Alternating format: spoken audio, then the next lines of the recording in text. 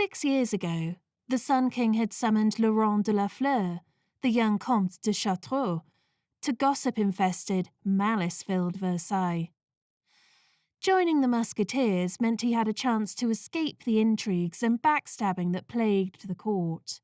So Laurent put on the grey-blue coat with a deep sense of relief. Even then, the brand-new palace of Versailles was packed and bursting at the seams. Laurent's accommodations in the barracks were spacious by comparison. As a military man, he was excused from suffering through, what passed for, intelligent discourse in salons, and, incidentally, a certain duke had promptly abandoned his efforts to marry off his hair-brained daughter to Laurent. The duke violently disapproved of a young comte taking a military post designed for younger sons without prospects.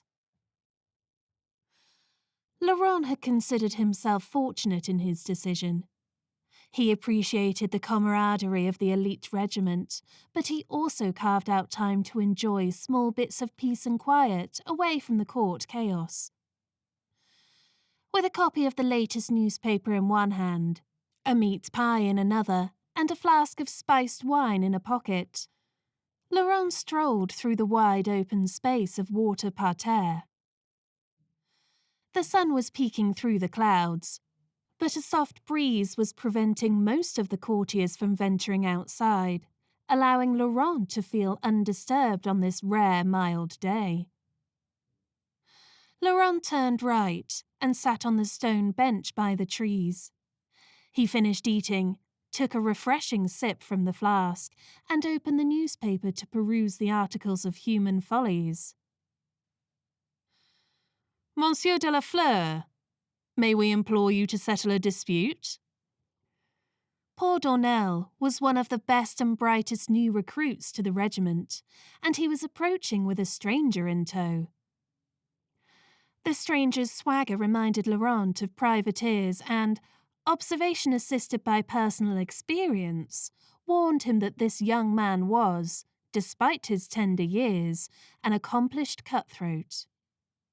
It was easily deduced from his self-confidence, his apparent lack of respect for decorum and authority, and his arsenal of weapons: a sword, a pistol, and a dagger, and those were just the items on display.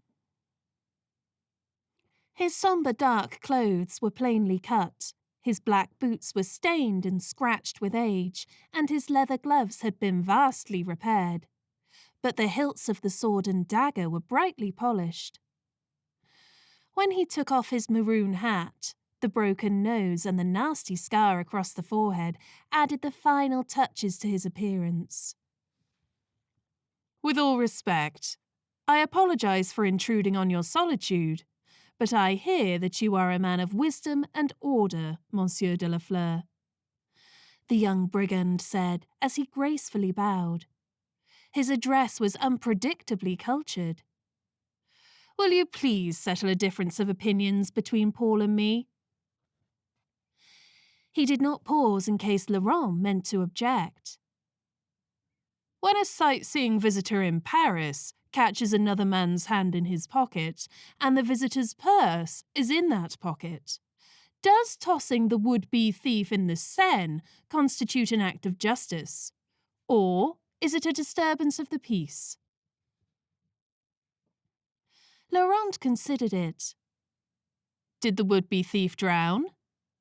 "No.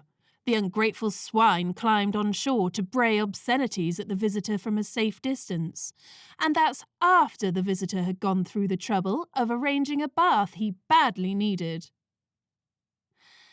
The stranger clearly had a unique perspective on life.